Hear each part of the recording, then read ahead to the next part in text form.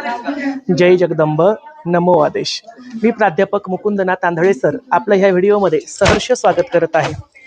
आज आपण आलेलो आहोत श्री क्षेत्र दासखेड अर्थात श्री बाजीबाबा यांच्या समाधी स्थळाचं दर्शन घेण्यासाठी। मला 4-5 दिवसांपूर्वी यूट्यूब लाईव्ह वरती एकाने प्रश्न विचारला की दासखेडला नेमकं बाबांचं दर्शन कसं आहे, काय आहे आणि या ठिकाणी दर्शनाची पद्धत काय आहे। तर आज आपण बाजीबाबांचं दर्शन घेणार आहोत। समाधी स्थळाची माहिती मी याच्या आधी एका व्हिडिओमध्ये सांगितलेली आहे, तरी पुन्हा थोडक्यामध्ये ती माहिती सुद्धा बघणार आहोत। आणि त्याबरोबरच दासखेडला जर तुम्ही पहिल्यांदा आलात तर इथे दर्शनाचा क्रम काय आहे तो क्रम सुद्धा आपण आज या व्हिडिओमध्ये बघूया। आता या ठिकाणी बघा, हे बाजीबाबाच्या समाधी स्थळाच्या समोरचं सर्व भव्य असं पटांगण आहे, प्रांगण आहे। इथे भक्तांचा जनसमुदाय बसलेला असतो। अमावस्या, पौर्णिमा, गुरुवार, शनिवार अशा दिवशी इथे भक्तांची मोठी गर्दी असते। आडवारी मात्र या भागामध्ये भक्तांचा शुकशुकाट आपल्याला पाहायला मिळतो। आता आपण श्री बाजीराव महाराज यांच्या दर्शनासाठी वरती जाऊया, चला। पूर्वी हेमाडपंथी मंदिर होतं आणि आता नवीन बांधकाम सुरू झालेलं आहे।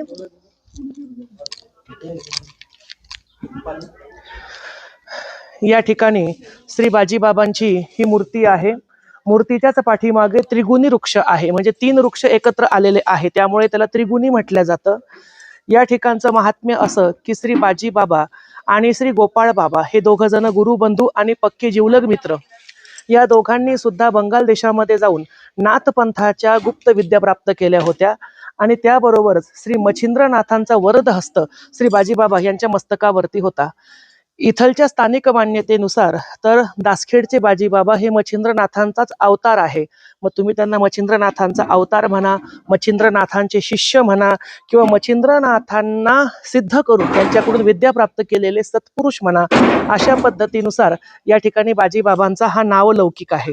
आता मी तुम्हाला आतमध्ये जाऊन सुद्धा दाखवणार आहे, या माझ्यासोबत आतमध्ये।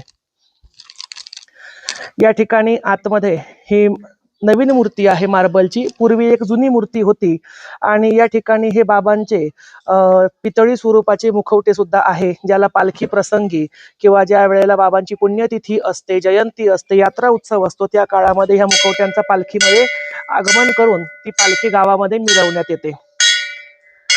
आता या ठिकाणी एक फेरी आपण बाजीबाबांना मारूया, तुम्ही सुद्धा माझ्यासोबत ही फेरी घ्या।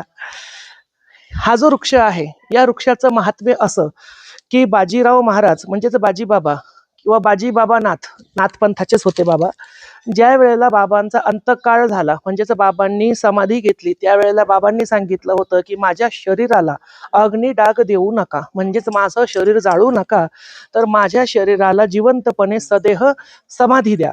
परंतु त्या ठिकाणी त्या काळच्या तत्कालीन मान्यतेनुसार आणि त्या काळच्या काही परिस्थिती असेल, परंतु लोकांनी त्या ठिकाणी ऐकलं नाही आणि बाजीबाबा यांना 3 गावाच्या शिवावरती अर्थातच चौसाळा, बेडकवाडी आणि दासखेड अशा गावाच्या शिवेवरती बाबांना अग्निडाग देण्यात आला, म्हणजेच सरण रचून या सरणाला त्या ठिकाणी पेटवण्यात आलं।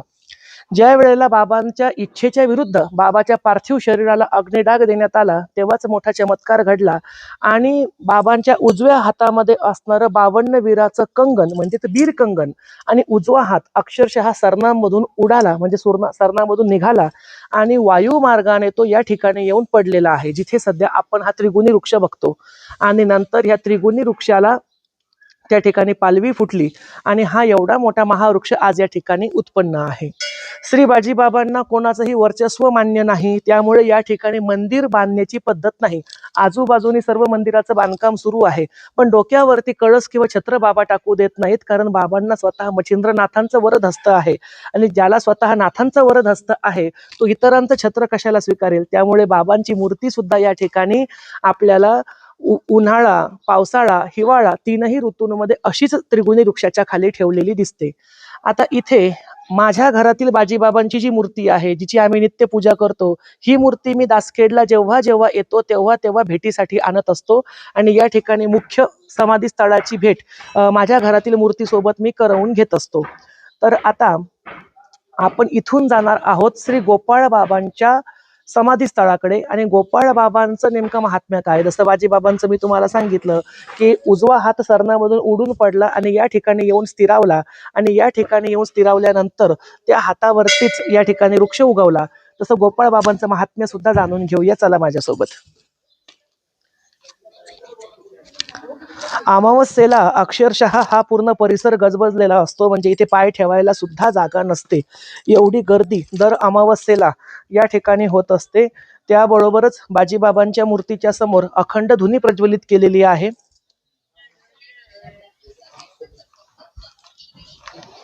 आता बाजीबाबांच्याच समोर श्री गोपाळ बाबांची समाधी स्थान आहे, थोडंसंच आहे, 2 मिनिटाच्या अंतरावरती आहे, आपण तिथे जात आहोत. आता मी हा व्हिडिओ अगदी कंटिन्यू दाखवत आहे, जेणेकरून रस्ता वगैरे नवीन येणाऱ्या लोकांना समजेल. कारण अमावस्येला वगैरे इथे रात्री बरेच जण येतात आणि रात्रीच्या अंधारामध्ये त्यांना कन्फ्यूज व्हायला नको, म्हणून आपण हे सर्व कंटिन्यू व्हिडिओ कट न करता सुरू ठेवत आहोत. आता आपण आलेलो आहोत श्री गोपाळ बाबा महाराज यांच्या समाधी स्थळी.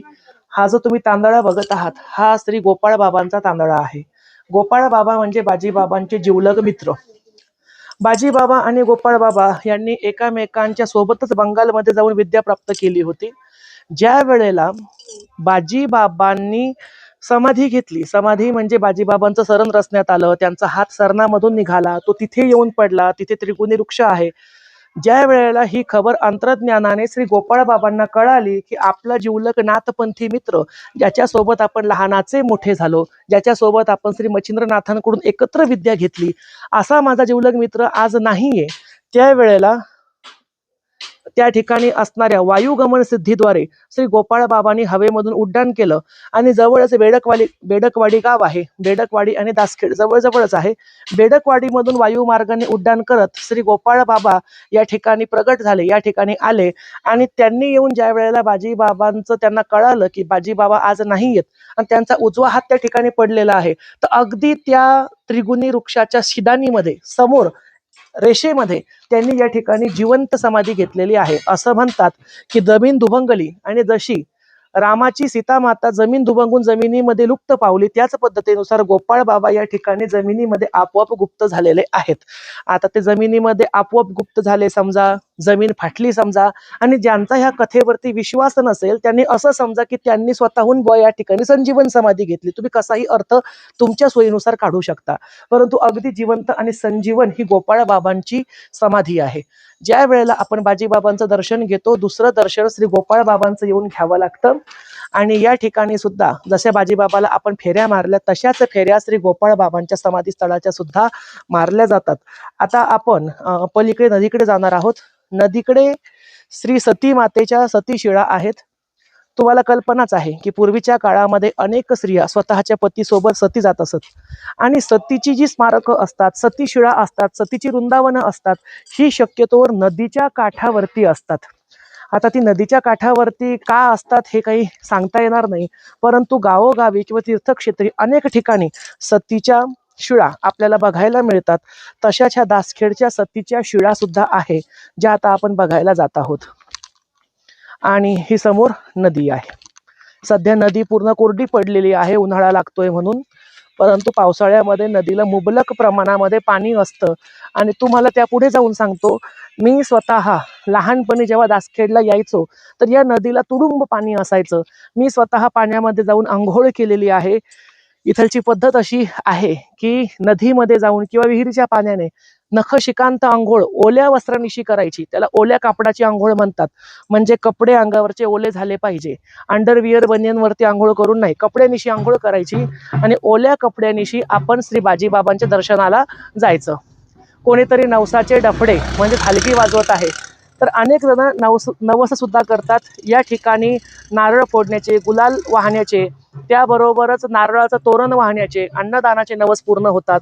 काही जण या ठिकाणी किलोनुसार, 1.25 किलोनुसार जिलबी आणतात आणि जिलबीचा प्रसाद सुद्धा वाटतात. पेढा आणि जिलबी हा बाजीबाबांचा प्रिय नैवेद्य या ठिकाणचा आहे. आता आपण सतीशिळा बघत आहोत. हे या ठिकाणी 2 सतीशिळा आहेत, एकूण 3 आहेत, ह्या नाही 4 आहेत. मी आता इथे येऊन बघतोय, एकूण 4 सतीशिळा आहेत. बघा, ही सतीशिळा आहे. या सतीशिळेवरती खाली आपल्याला घोड्यावरती बसलेला वीर दिसतो, इथे खाली दाखव. म्हणजेच कोणीतरी युद्धामध्ये त्या काळचा सेनापती किंवा राजा मारला गेलेला असावा. आणि या ठिकाणी सतीशिळेमध्ये 2 सती आपल्याला दिसतात. म्हणजे या ठिकाणी एकूण 2 सती एका सरणामध्ये सती गेलेल्या आहेत. म्हणून हे सतीशिळेमध्ये 2 सती आपल्याला दिसतात. इथे बाजूला एक छोटी अजून सतीशिळा आहे, ही दुसरी. याच्या बाजूला ती तिसरी सतीशिळा आहे.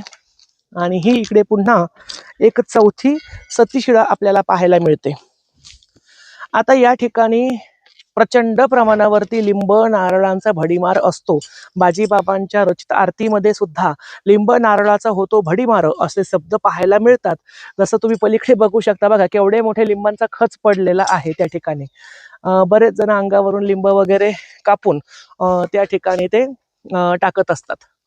आता या ठिकाणचं असं आहे की पलीकडे साती आसरा म्हणजेच माऊलाया आहेत, म्हणजेच आसरा देवी आहेत पलीकडे. आपण इथूनच दाखवूया, तिथे मी जात नाही. आता ह्या ज्या माऊलाया किंवा साती आसरा आहेत, यांना सुद्धा बाजीबाबाने स्वतःच्या मंत्रशक्तीने बांधून स्वतःच्या ताब्यामध्ये घेतलेलं होतं. लक्ष्मी आईला सुद्धा बंधन टाकलेलं होतं, मारुती रायाला सुद्धा बंधन टाकलेलं होतं. अशा पद्धतीनुसार या ठिकाणी हनुमंत, लक्ष्मी आई आणि साती आसरा म्हणजे साती बहिणी यांना बाजीबाबाचे मदतनीस म्हणून या ठिकाणी ओळखलं जातं, किंवा हे दैवत बाजीबाबांच्या कार्यामध्ये आज सुद्धा त्यांना मदत करतात. आता दासखेडची मी तुम्हाला दर्शन घेण्याची पद्धत दाखवली की प्रथम बाजीबाबा, त्यानंतर गोपाळ बाबा, नंतर इकडे सतीस्थानाकडे. इथे दर्शन घ्या न घ्या पण असा क्रम आहे. आता बरेच जण म्हणतात इथे आल्यावर खेट कशी करायची, तर मी तुम्हाला एकच सांगेल, दर्शन घ्यायचं समाधी स्थळाचं बाजीबाबांच्या, आणि समाधी स्थानाला जेवढ्या होतील तेवढ्या फेऱ्या मारायच्या. या ठिकाणी पुरुषांना फेऱ्या आतमध्ये जाऊन मारता येतात आणि महिलांना फेरी मारण्याची मुभा नाहीये. महिलांना लांबून दर्शन घ्यावं लागतं. परंतु महिला असतील तर लांबून दर्शन घ्या, पुरुष असतील तर आतमध्ये जाऊन फेऱ्या मारा. त्यानंतर श्री गोपाळ बाबांचं दर्शन घ्या. गोपाळ बाबाच्या समाधी स्थळाला महिला आणि पुरुष दोनही त्या ठिकाणी प्रदक्षिणा घालू शकतात. तर गोपाळ बाबांना महिलांच्या फेऱ्या चालतात, बाजीबाबांना चालत नाहीत. आणि त्यानंतर आपण मंदिरामध्ये पुजारी बसलेले असतात किंवा त्या ठिकाणी कोणीतरी भक्त बसलेला असतो. तो शक्यतो कोकाटे परिवाराचाच असतो, कारण कोकाटे हे बाजीबाबांचं कुळ आहे. बाजीबाबा हे स्वतः रामभाऊ कोकाटे यांच्या पोटी जन्माला आले होते. रामभाऊ कोकाटे आणि गिरजाबाई कोकाटे हे बाजीबाबांच्या आई वडिलांचं नाव. तर कोकाटे म्हणजेच मराठा पाटील समाजामध्ये जन्मलेले बाजीबाबा, तर त्यांच्याच कुळाचे वंशज तिथे बसलेले असतात, जे 10 रुपये किंमत घेऊन एक धागा हातामध्ये बांधायला देतात. हा असा तो धागा असतो. माझ्या हातामध्ये मी धागा बांधलेला आहे. इथे गळ्यामध्ये बांधण्याची पद्धत आहे, पण मी हातामध्ये बांधतो. तर मी पहिल्या वेळेला आलो होतो, हा तेव्हाचा पहिला धागा. आजची माझी दुसरी खेट आहे, हा माझा दुसरा धागा. अशा एकूण बाजीबाबाच्या 5 खेटा आपली इच्छा पूर्ततेसाठी करायच्या असतात. भूत बाधा, पिसाच्य बाधा, करणी बाधा, चेडे गोटे बाधा किंवा ओलांड्याची बाधा किंवा मुंजा बाळातील खविसाची बाधा, कुठलीही तुम्हाला बाधा असू द्या, इथे वाऱ्या करून इथलचा धागा हातामध्ये बांधल्यावर आणि अंगारा घेतल्यावरती ती बाधा निघतेच निघते. आता या ठिकाणी बऱ्याच जणांच्या अंगामध्ये बाजीबाबाची वारी सुद्धा येतात. त्या वाऱ्यामध्ये बसायचं की नाही बसायचं हा ज्याचा त्याचा पूर्णतः खाजगी विषय आहे. मी त्यामध्ये कुठलीही टीका टिप्पणी देणार नाही. परंतु मागे मी एका लाईव्ह मध्ये बोललो की मी अमावस्येच्या रात्री इथे आलो, बऱ्याच जणांच्या अंगामध्ये वारी आलेली होती. मला बघून काही जणांच्या अंगातली वारी पळून गेली, निघून गेली, काही जण उठून पळाले, जो विषय मला आवडलेला नाही. त्यामुळे आज मी गर्दीमध्ये अमावस्या पौर्णिमेला न येता शनिवार बघून आलेलो आहे. म्हणजेच गर्दी कमी असते, दर्शनही निवांतपणे होतं, मन भरून बाजीबाबांना बघता येतं. आणि त्यामुळे अंगात इथे येणारी कोणी लोक असतील तर त्यांच्या समोर किती पटीमध्ये बसावं तर तो तुमचा वैयक्तिक विषय आहे. मी कोणालाही कोण्या अंगात येणाऱ्या व्यक्तीच्या समोर बसा आणि त्याच्याकडून उतारा घ्या किंवा त्यांना पैसे द्या असं या ठिकाणी आवाहन करणार नाही. या पलीकडे जाऊन तुम्हाला सांगतो थोडासा काळा इतिहास. सन 2003 ते 4 मध्ये ज्या वेळेला आमच्या कुटुंबातील एकूण 6 सदस्य वारलेले होते आणि अतिशय वाईट परिस्थितीमध्ये आम्ही होतो, तेव्हा माझी आजी आणि मी या ठिकाणी येऊन सलग 2 वर्ष खेटा मारलेल्या आहे. मला साक्षात बाजीबाबांनी दर्शन दिलं. मला स्वतः बाजीबाबांचा संचार सुरू झाला. मला स्वतः बाजीबाबांचं वारं भरायला लागलं. परंतु आम्ही ज्यांच्याकडे पूर्वी खेटा मारत होतो त्या महिलांची मी नावं घेणार नाही, त्या 2 महिला होत्या ज्यांच्या अंगामध्ये यायचं. त्या महिला 2003 ते 4 मध्ये 500 रुपये उतारा घेत होत्या. मग तेव्हा त्यांची फी 500 रुपये होती. आता ती फी चांगली 1000, 1200, 1500 पर्यंत आली असेल. जसं की जगदंबा देवी संस्थानवरती एका भक्ताचा फोन आलेला आंबेजोगाईच्या. तो म्हणत होता की बाजीबाबांची गुरु दीक्षा देण्याची तुमची फी किती? तर मी म्हटलं जेवढी फी अंबाबाईची आहे, काळूबाईची आहे, तेवढीच फी बाजीबाबांच्या दीक्षेची सुद्धा आहे. त्यामध्ये आमच्याकडे या देवाची कमी त्या देवाची जास्त असं नसतं, ज्ञानवाळ सर्वांची सारखी असते. तो म्हणाला की मला एका त्याने नाव सांगितलं, बीड जिल्ह्यातलं एक गाव सांगितलं. त्या गावच्या एका बाईने बाजीबाबांचा गुरुमंत्र हवा असेल तर ₹1,25,00,000 लागतील म्हणून त्याला मागणी केली. त्यामुळे कोणीही अंगात येणाऱ्या व्यक्तींवर किती विश्वास ठेवायचा इथे येणाऱ्या हा आपापला विषय आहे. अंगात येणाऱ्यांवरती विश्वास ठेवू नका. जो राजा तिथे बसलेला आहे, जे बाबा तिथे बसलेले आहे, जे समाधी स्थळ आहे, जे नाथगादी आहे, त्या नाथगादीवरती विश्वास ठेवा. आता तुम्हाला सर्वांना हा व्हिडिओ आवडला असेल अशी आशा व्यक्त करतो. आणि बाजीबाबांची पूर्ण कथा काय होती ही जर तुम्हाला ऐकायची असेल तर मी जो जुना व्हिडिओ बनवलेला आहे त्या व्हिडिओची लिंक मी आजच्या व्हिडिओच्या डिस्क्रिप्शन बॉक्समध्ये देत आहे. तुम्ही त्या व्हिडिओवरती त्या लिंकवरती जाऊन क्लिक करा, म्हणजे तुम्ही जुना व्हिडिओ जो टाकला होता तोही तुम्हाला दिसेल. आणि बाजीबाबाची संपूर्ण कथा जी अंगावर काटे आणणारी आहे, डोळ्यामध्ये पाणी आणणारी आहे, ती कथा तुम्ही नक्की ऐका. जय बाजी बाबा, जय गोपाळ बाबा, जय जगदंब, नमो आदेश, अलख निरंजन आदेश, अवधूत चिंतन, श्री गुरुदेव दत्त. आता आपण सद्गुरु संत नाथ शिरोमणी श्री बाजीबाबांची आरती या ठिकाणी करूया. ओवाळा ओवाळा भावे सद्गुरु रायान माझा सावळा राया, अवघा कल्प सोडू धरू या चरण त्यांची ओवाळू काया, सगुण असता निर्गुण करून माया बुडवीसी, नाथा माया बुडवीसी, बोलवे ना काही तुमची महती गाण्यासी, ओवाळा ओवाळा भावे सद्गुरु राया माझा सावळा राया, अवघा कल्प सोडू धरू या चरण त्यांची ओवाळू काया, कापराच्या लावून ज्योती ब्रह्म दिसे डोळा, मजला ब्रह्म दिसे डोळा, भक्ता घरी म्हणे दासा घरी म्हणे बाजीराव ओवाळा, श्री गोपाळ ओवाळा, ओवाळा ओवाळा भावे सद्गुरु राया माझा सावळा राया, अवघा कल्प सोडू धरू या चरण त्यांची ओवाळू काया. सद्गुरु श्री बाजीराव महाराज की जय, श्री गोपाळ बाबा महाराज की जय, श्री वडे बाबा मच्छिंद्रनाथ महाराज की जय, अवधूत चिंतन, श्री गुरुदेव दत्त. तर व्हिडिओ आवडलेला असल्यास व्हिडिओला लाईक नक्कीच करा आणि अशाच निरनिराळ्या माहितींसाठी आपल्या जगदंबा देवी संस्थान देऊळगाव राजा ह्या यूट्यूब चॅनलला सबस्क्राईब करायला विसरू नका. त्याबरोबरच या ठिकाणी असणारे मंदिराचे पुजारी यांनी सुद्धा या ठिकाणी आम्हाला भरपूर मदत केली, शूटिंगची परवानगी दिली, त्याबद्दल मी त्यांचे सुद्धा या ठिकाणी हात जोडून आभार मानतो.